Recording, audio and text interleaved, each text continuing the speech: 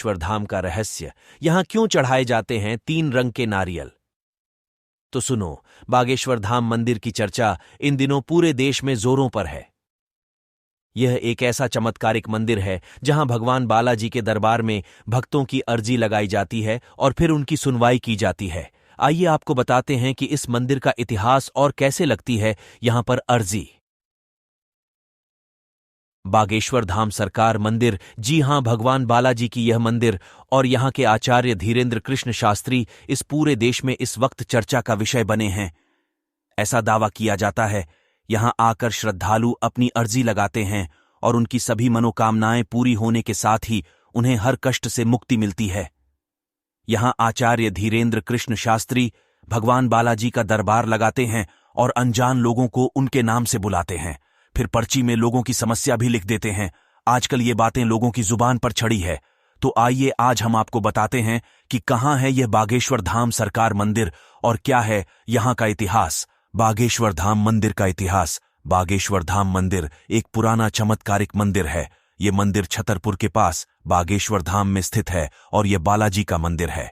यहां पर हनुमान जी के सामने ही महादेव जी का मंदिर है। बागेश्वर धाम मंदिर भगवान बालाजी का फेमस मंदिर है। ये छतरपुर जिले के खजुराहो पन्ना रोड पर मौजूद गंज नाम के छोटे से कस्बे से 35 किमी की दूरी पर स्थित है। 20-30 साल पहले करीब 1986 में इस मंदिर का जीर्णोद्धार कराया गया था। उसके बाद यह मंदिर काफी प्रसिद्ध होता चला गया। वर्ष 1987 में वहां संत सेतु लालजी महाराज का आगमन हुआ। ये आचार्य धीरेन्द्र कृष्ण शास्त्री के दादाजी थे। उसके बाद वर्ष 2012 में श्रद्धालुओं की समस्या का निराकरण करने के लिए दरबार का शुभारंभ हुआ। उसके बाद वर्ष 2016 में बागेश्वर धाम में भूमि पूजन हुआ और फिर भगवान बालाजी का यह धाम समस्याओं के निराकरण के लिए प्रसिद्ध हो गया। ऐसे लगाई जाती है यहां अर्जी बालाजी के इस धाम में मंगलवार को भक्तों की भीड़ उमड़ती है और लोग बालाजी के दरबार में अपनी अर्जी लगाते हैं। बागेश्वर धाम में पर्ची लगाने की प्रक्रिया बेहद सरल है। यहां आपको एक पर्ची पर अपनी समस्या लिखकर उसे लाल कपड़े में नारियल के साथ बांधकर यहां परिसर में रखना होता है। यहां पर आपको लाल, पीले और काले कपड़े में बंधे हुए नारियल मिल जाएंगे।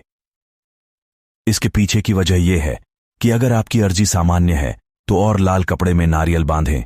अगर शादी विवाह से जुड़ी अर्जी है तो नारियल को पीले कपड़े में बांधें और अगर अर्जी प्रेत बाधा से जुड़ी है तो नारियल को काले कपड़े में बांधें। इसके साथ ही यह भी कहा जाता है कि अगर आप यहां आकर ऐसा नहीं कर सकते तो अपने घर पर ही पूजा स्थल में नारियल के साथ अपनी अर्जी लगा सकते हैं। ऐसा विश्वास है कि घर पर लगी अर्जी भी बालाजी सुन लेते हैं। ऐसे पता लगता है कि अर्जी स्वीकार हुई या नहीं। आचार्य धीरेन्द्र शास्त्री बताते हैं कि अगर आपने अर्जी सच्ची श्रद्धा से लगाई है और आपकी अर्जी स्वीकार हुई है तो आपको सपने में लगातार 2 दिन तक बंदर दिखाई देंगे। केवल एक दिन बंदर दिखाई दें तो यह माना जाता है कि आपकी अर्जी पहुंच चुकी है। अर्जी के स्वीकार होने पर घर के किसी सदस्य को सपने में 2 दिन तक बंदर दिखाई देंगे। अगर आपकी अर्जी स्वीकार न हुई हो, यानी कि आपको सपने में बंदर न दिखें, तो फिर से मंगलवार को ये उपाय करने होंगे। इन उपायों को 2-3 मंगलवार तक दोहराने से आपकी अर्जी अवश्य स्वीकार होगी। कैसे पहुंचे बागेश्वर धाम? अगर आप बागेश्वर धाम सरकार मंदिर जा रहे हैं तो SDDDH मार्ग की मदद से या ट्रेन या हवाई मार्ग से यहां तक पहुंच सकते हैं। भोपाल से बागेश्वर धाम की दूरी करीबन 365 किमी है।